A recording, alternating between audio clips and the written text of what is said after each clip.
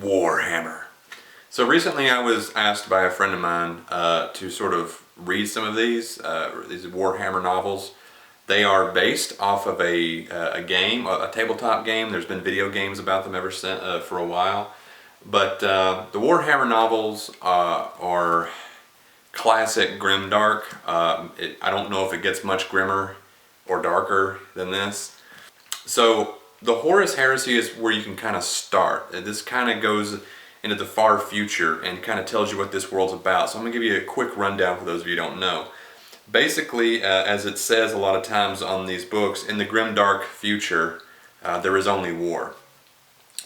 The story takes place some 40,000 years in the future, and humanity has spread everywhere across the galaxy. It's just overrun into, there's what's called hive worlds, where it's just like Coruscant from Star Wars, and there's just so much cities built up and just choking smoke, and people living so far below some of those that they don't even know the sun exists. Literally, they're born and raised in darkness. And every hive world has got like a trillion, but the population is like a trillion or something people. It's absurd numbers. Then you have just different worlds that are called like green worlds or spa worlds, where they're kind of kept somewhat pristine. And wherever humans go, they're trying to spread the Imperium, what's called the Empire of Man, the Imperium of Man, and which is trying to push just their rule over everything. And they meet different aliens, and there's so many different kinds of, and there's, in this universe, it's got everything. There's warp, but demons that come out of the warp. So if you ever see like a wormhole in most science fiction or fantasy, where someone goes through it and a spaceship comes out the other end, right? The spaceship goes through. In this world, that warp is highly dangerous. Going through the warp, there's literally gods and demons in there. And so it's science fiction, it's fantasy, it's crazy fantasy. And it's grimdark because, for those of you who don't know what grimdark is, we've covered a little bit on this channel. Grimdark is a subgenre of fantasy that basically implies a world, or describes a world that is grim and dark in nature, as it sounds, and it also has morally ambiguous characters and morally ambiguous endings and decisions and themes. The world is, there's no real good guys and there's no real bad guys. It's just a bunch of guys, and they all have their own different motives. Generally, you're following people from the Imperium who really strongly believe in what the Emperor believes. The Emperor is this immortal being who just sits on a throne on Earth, and every day has to have 1,000 souls sacrificed to him, 1,000 people a day, just to feed this throne, which keeps him alive and immortal forever.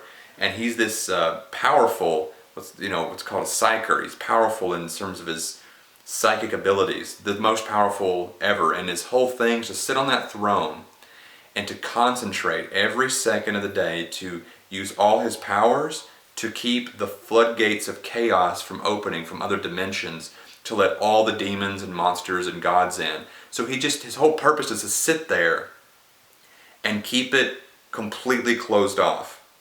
And he just sits and he can't move. And he's sort of immobilized. He's like trapped, encased in this throne. It's not just a normal throne like a chair. It's like the throne room itself is like the size of a city, and everything in I'll say this: everything in this series is big guns, big armor, big cannons, big ships, big stories, big battles. It's the largest scale battle I've ever seen in any series ever. It's some people call it bonkers, but in that chaos, there's a really cool story that's being told here. So I would recommend, if you're going to start, and that's where I started, I'm going to talk about it really quickly. The Horus heresy is kind of the origins a little bit of how you're introduced to the world. And it's following a war campaign through several star systems. and they keep encountering new kinds of aliens and that are also sometimes big and have their own empire, and they fight, and they have their own super weapons, like a thing called like a bio bomb, a biological bomb. It drops onto a planet, and it's like this nanite mush stuff that just it eats every biomass that you can, every cell of living things, and nothing's left except gray sludge. That is, and so they fight like that if they have to. And it follows mainly a few characters, like there's cultists in here. Loken is the name of one of the main characters that you follow, who's becoming disillusioned with this whole Imperium thing. And it's interesting to see him as he meets different cults who are secretly saying, yeah, we're kind of tired of it too, or we secretly believe that the Emperor may be a god himself. And so he's like, well, that's heresy. The Horus heresy, it's what it's. So this is 3 books in one. You can get them in their 3 different books. This collects all 3 of the original Horus heresy trilogy. And from here, there's like 30 more books if you want to keep reading them, or 50, or some absurd number, from the Black Library. And then the other one I would recommend, if you don't want to get into the war aspect of it, this one also collects 3 novels. These can be hard to find, by the way. That's something I thought was interesting about the Black Library. These can be hard to find. It's really hard to find them. Like, you can go online, and sometimes people are selling this book for like $50 or $30 or something like that. I found this one at a good price, like I think $20. But a lot of times these things are really expensive and hard to find, and a lot of them aren't in ebook. The Black Library, some of them are, but the Black Library just doesn't really. And then there's a lot of Audible books, I think. I'm pretty sure there's like a pretty good bit of audiobooks, and I bought one that I haven't listened to yet. This one is more of a detective story. His name's Eisenhorn, and these are the 3 novels that are in it: Xenos, Malleus, and Hereticus. It collects the 3 novels in this one, and it is a great little detective story in this insane future. I've never seen a future this big. I've never seen a world. This series, which written by many different writers, like many different, dozens, embraces everything you've ever heard of from fantasy ever. If you've heard of it, it's in here. Demons, got it. Starships, got it. Planets that living planets, got it. Like Blade Runner, like cyborgs and people impersonating like Terminators, like liquid metal things like T-1000s, got it, check.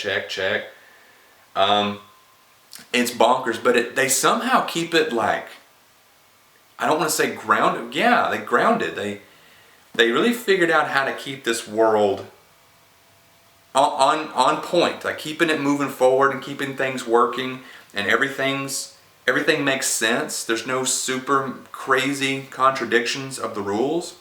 So I just want to throw this out there. A friend of mine asked me, and I had some people on my other channel, back when I had another channel.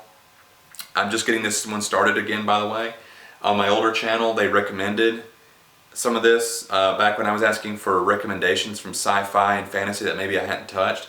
And I was reluctant because I knew it was such a big storyline, and it's not only that, a big storyline, but it's based on a game. Like, that's how it got its start, really, as a game, like a tabletop game.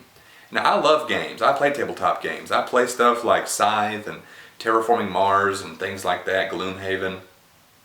But a series of novels based on that stuff, I was skeptical. I gotta say, I don't know how they all read. I've heard that there's some hits and misses. I've heard there are some big misses in this series. This one is not a miss. This is like, if this was not based off of the game, and it had that reputation of being, it's based off of a game, this would be a fantasy classic, I honestly believe. Not unlike, where is it? Here it is. The Thrawn trilogy. I feel it's similar. I think this character, Thrawn, in this novel, in this series of Star Wars novels, I think this would be a classic sci-fi fantasy series. And it already is considered classic among Star Wars fans. That's not what I mean. What I mean is just average everyday fantasy sci-fi fans. I feel like because it's got that name on it, a lot of people just skip it because it's got Star Wars on it. Because, you know, it's a shared universe, it's a pre-existing, it's extended media extending from a film franchise, right? A lot of people just kind of go, no. That is the same way I feel about the Warhammer series. I can't recommend it enough, and if you guys have any other recommendations for other Warhammer novels, please recommend them, because I'm interested. Tell me, I read Titanicus, or Titanicus. I just read that one as well. That one is an ebook. So if you guys are, if you have any more recommendations in this universe, or something like it that you also recommend, I'm all ears, because I'm a convert. I was skeptical, and now I'm a fan. Haven't even played the games before. Haven't even played the games. Probably never will. I mean, maybe I will one day. But this is great on its own. Check it out. Warhammer. If you want to do the big, full-scale battles of this world, Horus Heresy. Right? You can find those in individual books. The first one is called the Horus Heresy. But here it is, Crusade's End, collected in one, the first three novels in one. Same thing here, you can find just Xenos, or you can get what I've got, which is all three of them. And this is a detective story with spies and stuff in that huge world. So give it a try. There it is, Warhammer. See you guys next time.